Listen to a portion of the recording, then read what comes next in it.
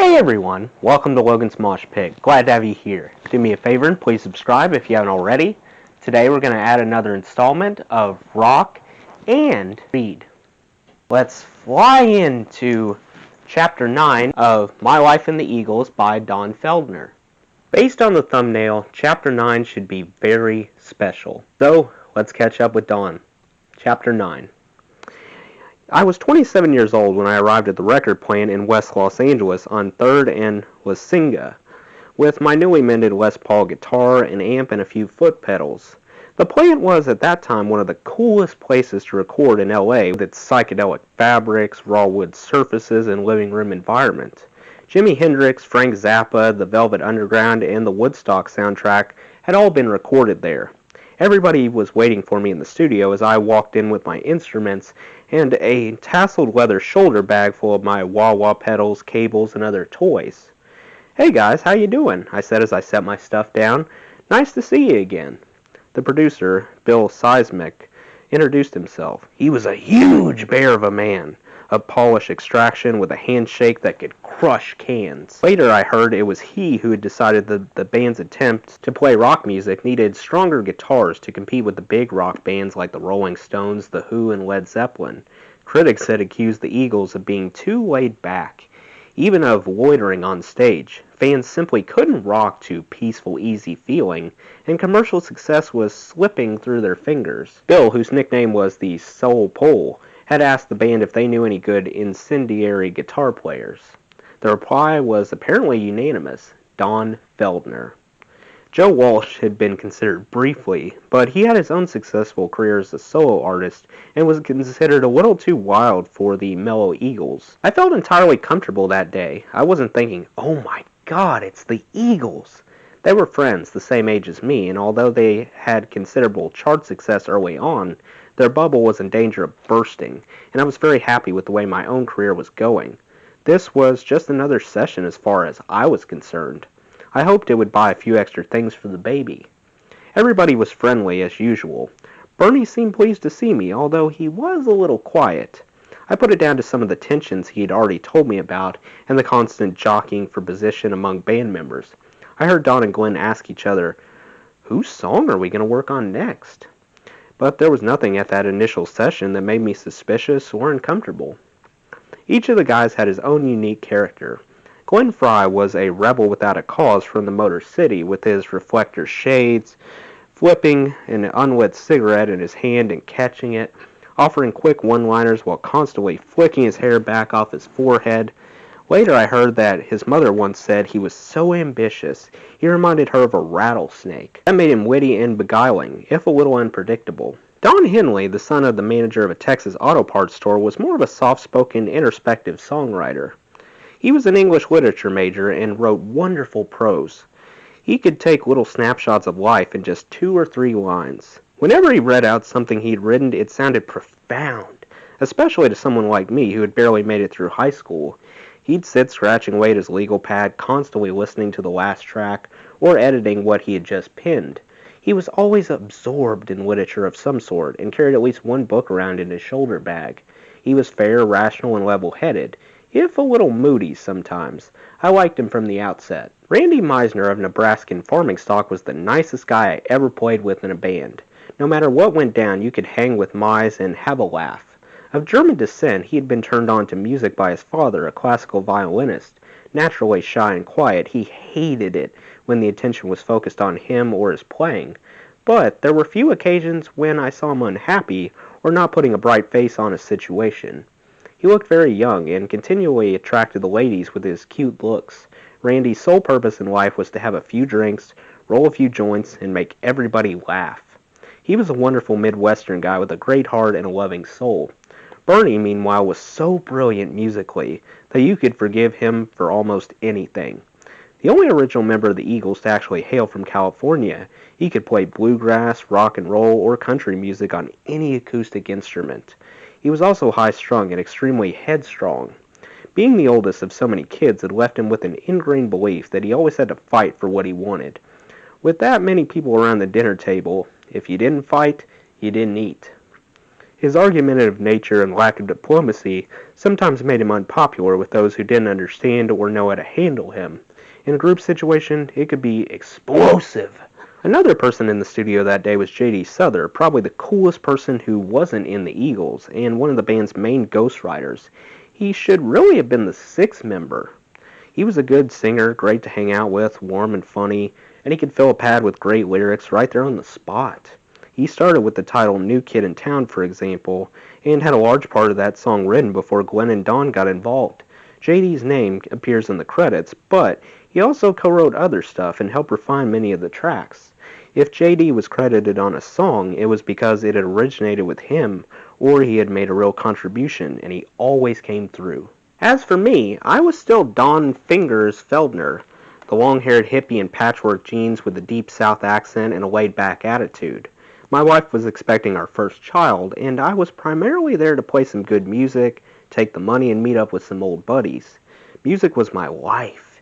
It was what had helped lift me from the grinding poverty of my childhood, and after years in the musical deserts of upstate New York and Massachusetts, I felt lucky to be doing what I loved and getting paid for it. I guess I was still trying to prove my father wrong. I suppose we looked the part, young, fit, tan, scruffily dressed, and adorned with fashionable turquoise jewelry in that endless Californian summer idyll. As one commentator put it later, we looked like Jesus Christ after a month in Palm Springs. We had every reason to be friends, make some great music together, and have a whole lot of fun doing it too. It all seemed so promising to a boy from Tobacco Road.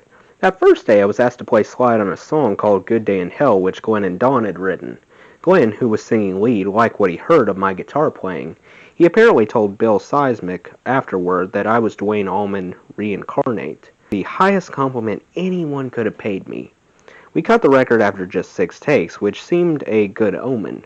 The results seemed to impress the band so much they later asked me to lay down a fiery guitar line on another song, a punchy rock and roll number called Already Gone, playing toe-to-toe with Glenn in what became the first song on the album. At the end of the session, we played it back, laughing and having a good time. Someone cracked a few beers, and we enjoyed listening to the playback of the day's work. It felt good. When it was over, I reluctantly packed my amp and guitar, placed them carefully in the back of my rusty old pickup, and drove home to Topanga. The very next day, I was sitting having breakfast with Susan when the telephone rang. She watched as I took the call and tugged at my sleeve. "Who is it?" "Glenn Frey," I mouthed. "What's he saying?" I gestured her to come closer to the phone so she could listen in. "We had a discussion last night after you left and decided that we all want you to join the band," Glenn was saying. "We never thought there'd be more than 4 Eagles, but we've had a band meeting and we decided we'd like you to join us. You'd really fit in. Will you, Don? Will you join the Eagles?" Susan and I looked at each other in silence. It was a lot to consider, giving up what I was doing with David Blue and Crosby and Nash, but this was a firm offer to be a member of an established band, not just a hired hand in somebody else's. It didn't take long to decide. "Sure," I said, not letting on how excited I felt. "Great. Well, will you come back to the studio at 2 o'clock tomorrow so we can start working on recording the rest of the album?" "No problem. I'll see you there," I replied as calmly as I could. Putting down the phone, I turned to Susan, her belly bulging, and said just one word. "Wow." I thought joining the Eagles would mean less money than I was getting doubling for David Blue and Crosby and Nash, and it probably wouldn't come as a weekly paycheck either. I'd also be playing smaller gigs. Nevertheless, I really liked the idea of being a full-time member of a band again, especially one that was to be an equal partnership, so I gladly relinquished all my other commitments. I even remember saying a prayer that night. "Thank you, Lord, for the good timing. Here I am with this child on the way, and you've given me this great blessing, which is much appreciated." My most difficult task would be telling Graham Nash and David Blue.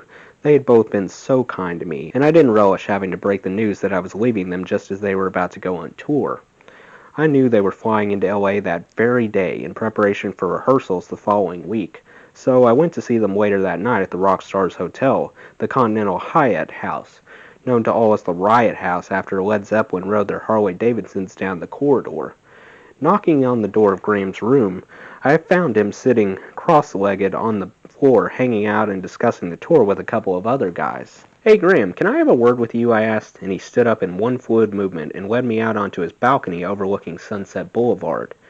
"You're not coming on tour with us, are you?" He preempted me in his English accent, a thin smile on his lips. "How did you know?" I asked, aghast. I hadn't told a soul about the Eagles yet. "I heard something from Elliot," he replied, patting me on the arm. "What's come up?"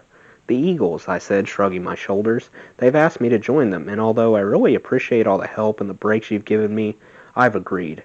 "Smart move," he said, nodding his approval. "Better than being a sideman. I don't blame you. Anyway, we had some fun, didn't we?" Not once did he berate me for leaving him and David in the lurch. His continuing kindness only made my unexpected desertion seem worse. I apologized profusely for letting him down on such short notice, came up with a couple of names of possible replacements, and fled, shamefaced, into the warm California night. The next day I arrived at the record plant as agreed, feeling unusually nervous, and was greeted warmly by all the band members. "Welcome aboard," Glenn said, patting me on the back. "Good job," said Don, giving me a rare smile. "Nice to have you with us," Randy, with that chipmunk grin of his, added. "We sure could do with some sanity around here." "Hey, buddy," Bernie said, hugging me. In my ear he whispered, "Don't say I didn't warn you." I wondered privately how truly comfortable my old friend was with my arrival, which surely represented a change in the band's chemistry and a decision to lean toward rock and roll instead of his beloved country. The plan was for me to spend the day getting to know the guys better and to lay down some more solo guitar tracks on Already Gone. Money hadn't even been mentioned, and I didn't yet have any clear idea of what my stake would be. I asked if Susan could come and sit in for the fun of it, and she turned up a few hours later, glowing in her cheesecloth maternity dress, and took a seat in the control room to remind me that I was doing this for her and our future together. My nickname, Fingers, was soon added to the others. Babyface or Chipmunk for Randy, Marty Martian for Bernie because of his curly hair that looked like two antennas were sprouting from it, Roach for Glenn because of his fondness for pot, and Guano or Sonic Bat for Don because of his ability to hear an ever so slightly wrong note at 500 paces. Despite the jocular terms, I soon came to realize that the first session at the record plant the previous day had been like a Thanksgiving dinner, where everyone had been on their best behavior for their first few hours, until some little dispute gets blown all out of proportion, and they lose it. In other words, it truly was a good day in hell. Now I stood a few feet away from Susan, behind glass, holding my guitar and trying to play this heavy rock while Bernie bickered endlessly with Glenn. Bill tried to mediate. Don had his nose buried in his legal pad, or sat with headphones on, obsessively replaying the last track, and Randy sat strumming a guitar disconsolately in a corner. Turning to my wife, watching her confused expression, I prayed silently, "Oh Lord, what have I done? Please help me through this." Smart move indeed. A reporter from Rolling Stone once quoted me as saying, "I felt like I had joined a band that was just breaking up. Bernie was bouncing off the wall and Randy was threatening to quit," I told him. "It was like walking with a keg of dynamite on your back with the fuse lit, only you don't know how long the fuse is." What I didn't say was that it felt like this all the time. Not a day passed during the recording of that album when someone didn't blow his top, throw something, or stalk out, slamming the door behind him. Each was fighting for control of the band and the musical direction it was taking. Glenn wanted to speed things up, and Bernie wanted to slow them down. As the Johnny-come-lately, and the one Bernie understandably viewed as edging him out, I stood on the periphery and wondered how long it would take before the fuse reached the keg. Susan sensed it too. "Why don't you call up Graham Nash and see if there's any chance of going back on tour with him and David Blue?" she suggested, but I knew it was too late. When the Eagles first formed, I was told, their goal was to divide the writing and singing equally.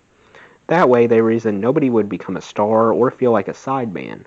That had happened in their previous bands, and they didn't create the Eagles to go through all that again. For whatever reason, the plan simply didn't work. Maybe the ego it takes for someone to step up on stage in the first place ends up destroying everything else. Maybe there was just too much talent, or the personalities and musical tastes clashed. I often felt that if it hadn't been for the band, we wouldn't have had much in common. Glenn's hero was Bob Seger from industrial Detroit. Texas boy Don was from the Ray Charles R&B school. Bernie was pure West Coast country, and Randy from Nebraska idolized Ricky Nelson. I was from the Deep South, and my heart was somewhere between B.B. King and Clapton. Everyone brought something special to the group, be it guitar playing, singing, or songwriting, But the edgy creative tension that made the music sound so good when it was put together kept getting in the way of everything else. Don and Glenn shared writing credits, sometimes with other writers, on no less than 9 of the 14 tracks of the On the Border album. Bernie had just 2, and Randy 1. J.D. Souther, who wasn't even in the band, had 3. Don sang lead on 5 of the songs and Glenn on 4, while Randy sang on 2 and Bernie on only 1.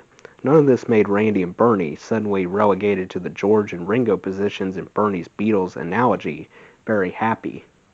There was one explosive argument after another, usually while I sat silently in a corner tuning my guitar and watching out of the corner of my eye. Never once did I feel, hey, I got it made, this thing's going to last for years. I was committed, but always kept an ear to the ground for other work. I watched Graham and Nash and David Blue go out on the road with a new guy and hankered after the fun times we had had together. I still did sessions for other people, just in case. I felt that the slightest bump in the road would cause the keg of dynamite to go off and blow us all sky high. There were a few times when things went really well and the pressure lifted, especially if Don and Glenn were happy with the way a track was going. Bernie's steel guitar and Don singing on Bill's remix of The Best of My Love reminded us that this band could make great music. When the bickering stopped and they all got along, it was so great that it almost made the bad times recede in the memory. With that song in particular, there was no drum track, and for the first time, Don picked up an acoustic guitar and sang. Bill had always called him the Eagles' secret weapon, and now I understood why. This new voice that emerged made the hairs on the back of my neck tingle. The record plant was designed as a place for bands to have a good time in between takes, with 3 or 4 studios, ping pong, and pool tables, themed bedrooms for exhausted artists to crash in, a jacuzzi, and plenty of places to sit and get stoned. The jacuzzi was known as the scum pond because it always had this frothy sludge on the surface of the water. Nobody would ever go in if they were sober, and the rumor was that if girls went in by themselves, they'd get pregnant. I don't know how many nights I drove in all the way from Topanga to the record plant and home again in the small hours, my eyes red-rimmed. The rest of the band lived much closer. Sometimes they would pile back to Glenn's house in Coldwater Canyon, a place that used to be owned by James Cagney. Copious amounts of Acapello Gold or Lime Green Maui Wowie were smoked, and cocaine became the fast way of pushing on through the night, with every muscle in your body told you to lie down and get some sleep. It was no good if just one person took it and the others didn't. Then one would be up all night pressing on while the rest of us would be lying around yawning, resentful of the late hour. I soon realized that it wasn't such a good idea for me to drive home so late at night, especially not after a few joints and some beers, though I started sleeping over at the studio. The first night I stayed, I can't even remember going to bed, but when I woke up in the morning, I thought I had died and gone to hell. The particular room I'd crashed in had an S&M theme, with a leather headboard, whips, chains, and a cage hanging from the ceiling. I stared up at it, all blinking hard. What on earth did I take last night? I asked myself.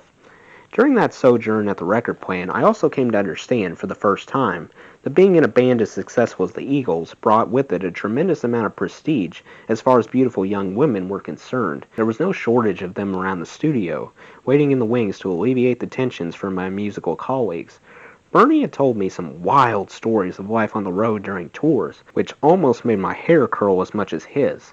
From what he said, I realized I was a complete novice when it came to women, by comparison with these guys, and felt slightly embarrassed by the relatively small numbers of sexual encounters I had enjoyed. Urban came with us on the last one and said he thought he'd died and gone to heaven.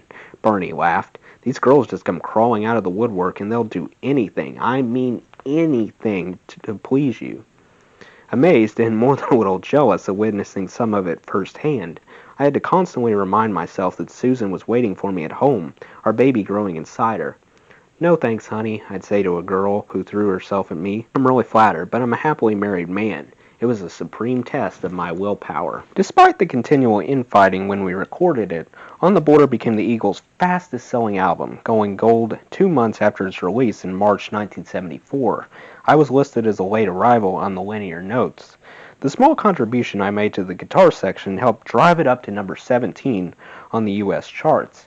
It broke us internationally and pushed the previous 2 albums, Desperado and the Eagles, past the 500,000 sales mark. Already Gone, on which I played lead with Glenn, reached number 32 on the singles charts. Even better, The Best of My Love is remixed by Bill Seismic, soared to #1 and sold over 1 million copies. The first band meeting we ever had with me as a member shortly after the record had been cut took place in Irving Azoff's office. His shortness has summoned us. Am I the only one who thought of Farquaad? Bernie told me. We better not be late. I wandered in, bemused by, and more than a little fearful of the idea of a regular meeting at which we could all air our grievances. I stood silently at the back, waiting for the fuse to be lit. Irving explained that we had set up a corporation called Eagles Limited, and would each own 1/5 of it. All money from touring, merchandising, and recording royalties would come direct to Eagles Ltd. And be divided equally. We looked at each other for a moment, and there were a few murmurs of discontent. Bernie, as usual, the most vocal, was the first to speak. When I came into this band, it was meant to be a 4-way split, and now that Don's arrived, the profits from this new album are going to get split 5 ways. I don't think that's fair, when he only arrived at the last minute and didn't put in the hard time like the rest of us. I agreed with him entirely, but was surprised and a little hurt that it was my old Gainesville friend who had first raised the subject. There are no sidemen in this band, Glenn said firmly with his gruff voice. We've all been here, and we know what that's like. I was pleased and relieved to hear it. There were some general murmurs of discontent, and Irving made a suggestion. Well, I think the way we can work this out is if Don only gets paid 1/5 of the profits on the cuts he played on, and 1/5 of all the other profits from here on. How does that sound? Seems fair to me, I piped up, knowing what hell they had all gone through in England with Glenn Johns and each other before I joined. The last thing I wanted to do at this stage was to rock the already unsteady boat still further. We all agreed to that arrangement and moved on to other business. Everything was done on a handshake and a promise. The common understanding was that the band, as a legal entity, was a joint, mutually owned, equally shared venture, designed to make us more efficient in the industry. We appointed Glenn president and Don secretary. Later at the lawyer's office, we all signed the piece of paper making Eagles Ltd. A reality. I listened to the subsequent fine-tuning of the deal and marveled at Irving's mastery of all matters fiscal. I had never been in a band at this level before, and I didn't yet have a business manager. Irving recommended a guy named Gary Bressler. In the past, the only official document I had was a gig contract drawn up for me by a Gainesville attorney in return for guitar lessons. It would specify which dates, how many hours we'd play, and for how much. I'd sign it, and the organizer would sign it, so if there was a dispute, we had a written agreement to refer back to. I used that contract until I signed with Creed Taylor when I was in Flow, a document I never even properly examined. It was the same with the Eagles. I can remember sitting in the office of the attorney Irving hired to draft the contract for Eagles Ltd., and he kept watching me as everything was being explained. I can see the wheels turning, son, he said. You've got some questions, haven't you? I don't even know what to ask, never mind being sophisticated enough to negotiate for myself. I think I inquired as to what publishing was and if he could explain record royalties, but I'm not sure I really understood his answers. I had no legal representation other than that which Irving had arranged, and I just had to trust that he and Irving were looking after my interests fairly. I was a musician, not a businessman, and I had no reason to doubt them. I couldn't have afforded a lawyer even if I realized I needed one. I could have called my brother Jerry and asked his advice, but I didn't think it was necessary. Come what may, Eagles Ltd. Was born. I was an equal partner with Bernie, Randy, Don, and Glenn in a chart-topping band. There had been surprisingly little disagreement during the process, and the new album went on to be a big hit, so I kept my fingers crossed and hoped for the best. However unstable the band was, I was suddenly a major player in one of America's up-and-coming rock bands. It had taken some pain to get here, but the hard times were finally over. For a while, anyway. Best of all, they were over just as my first child was expected. Once again, my prayers had been answered. Susan and I bought our first little house together with the money we'd made in those early days. We found a small 3-story property set on 2 acres in a remote part of Topanga Canyon on a road called Everding Motorway with spectacular views of the ocean. Marvin Gaye had rented it before we paid the princely sum of $70,000, and it was ours. We soon realized what a huge mistake we had made. It was a hopeless house for a child, with its open-plan design and ladders to the loft, set on a steep hill at the end of a dirt road on top of a mountain. But we were new to this parenting thing. We'd fallen in love with the view and not realized that we were buying a place designed for a single guy, not a family. Its only plus was its location. I never tired of the view or watching the fog roll in from the ocean and creep up the valley beneath us and stop, so that we were above the clouds. I hoped to be around to help in the final stages of Susan's pregnancy, but the On the Border tour began, and with it, the madness. The idea was that we'd start off in the States and follow with the world tour, but the album was selling so well that the pace quickly accelerated. Almost daily we experienced an enervating and dizzying sensation of airports, hotels, screaming crowds, and limousines speeding away from backstage doors behind the flashing blue lights of police escorts. With connecting flights, layovers, and long journeys by car, entire days were consumed by traveling. Irving and his team of managers suddenly accounted for every minute of our time. No one had any privacy. We hurled from city to city at a breakneck clip. We'd arrive in town, sometimes by car, sometimes by plane, check into the hotel, hold some press interviews, do the sound check, perform the show, watch the others argue with each other, party with groupies all night, then fly on to the next town. The backstage life was wild. Willing young women surrounded us constantly, virtually begging us to bed them. I quickly discovered there were large groups of bored young women in almost every town, whose biggest kick was to sleep with a rock star. They even chalked them up like plane spotters, bragging about how many they'd slept with and who. I kept urging myself to resist temptation. Like some of the other band members, I took full advantage of the uniquely carefree atmosphere with the weed and the blow, yet did my best to ignore the girls. But the more the opportunity presented itself, the more normal it seemed. It was such an extreme high-octane situation, and the girls were less than one-night stands to those who partook. There was something horribly clinical about it. A groupie while stoned and then throwing her out. Every night I'd go back to my hotel room alone, and whenever I could, I'd reach for the telephone and call Susan. "Hey, honey, how you doing?" "We're fine," she'd say sleepily. "The baby's been kicking a lot today. I think he's going to be a quarterback." I wish I could be there to feel it. Me too. Hanging around us a lot at that time was a quirky teenage boy named Cameron Crowe working on assignment for Rolling Stone. He looked about 13, but was probably older, and he seemed to be watching our every move, which was more than a little unnerving. He was a young kid in frumpy clothes, very shy and nervous, and he was witnessing all that was going on with the drugs, women, and booze. I wasn't the only one who was spooked by his presence. He was like a little doorstop, always in the corner, a weird-looking kind of gnome. Nice, but strange. To his credit, he kept right up with us, although he did have youth on his side, while we had the Peruvian marching powder, youth in a bottle. Nobody had to wet nurse him. He was very self-sufficient and self-aware.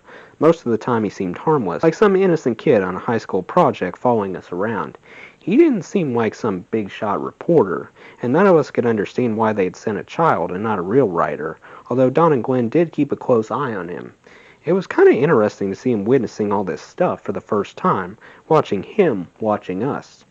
If any of us ever stopped to talk to him, he'd whip out his notepad and scribble down every word furiously, as if he were afraid he'd forget what we said and didn't want to lose a single gem. "You don't have to take it down verbatim, kid," I'd tell him, placing my hand on his notebook. "We're just chatting, right?" "Sure," he'd say, swallowing and looking up at me with those baby eyes. "Whatever you say." I got the distinct impression that the minute my back was turned, he'd jot down every word anyway. We never knew what might show up in print, and he made it difficult for us to completely relax when he was around, but he was a nice kid, and I knew that if Rolling Stone had hired him so young, he was probably going to go far. He did, and years later he made the brilliant movie Almost Famous, based on, I believe, partially on our crazy life, but mostly on his experiences on the road with Led Zeppelin and my old friends the Allman Brothers. One day blurred into the other, but the barnstorming did the trick. We were a huge success. More and more t-shirts, tickets, and albums sold. The touring went on and on. If a radio station played even one of our songs, Irving rushed us into that region as well. Soon our opening acts, Dan Fogelberg and Jimmy Buffett, both Irving clients, couldn't even finish their set without being drowned out by cries of, "We want the Eagles! We want the Eagles!" We were thrilled to see the crowd accepting our new sound, some of which I was responsible for. To make the band a little tougher, I replaced its soft textures with much harder sounds. The first thing I did was to suggest that Take It Easy become a 3 electric guitar song, with Bernie playing all the B-string bender stuff, me playing a Strat or something stronger, and Glenn also playing electric. The song was just too puny otherwise, and the larger venues we were now playing really didn't have good acoustic pickups. In those days, it was hard to stand on stage strumming an acoustic guitar and expect to fill a 2,000 or 3,000 seat auditorium. Now, whenever I'd step into the spotlight to play my solos, even in the middle of a show, the cheers were overpowering. I realized with a mixture of humility and awe that the applause was in recognition of me and my guitar playing, not just the band. Life never felt as good as it did then. It was surprising that we received so much airplay. Part of our success came from the openness of the AM band. Radio was truly diverse in the 70s. A station would play a rock track, then a country track, then something else. You didn't have to change the dial if you wanted to hear a certain kind of sound. We knew we had a good shot at getting on the radio with the original Eagles sound, but we also knew the best-selling hit songs were all rock-oriented, which was why everyone but Bernie wanted to head in this direction. Despite the pressure and the ever-present threat of an argument, we did have a lot of fun together on that tour. There were no words to describe the feeling of having made it to the big time and knowing that thousands of fans are waiting there to listen to your music. Every night, just before we'd go on stage, we'd gather together for a voice rehearsal in the locker room of what was usually a sports arena.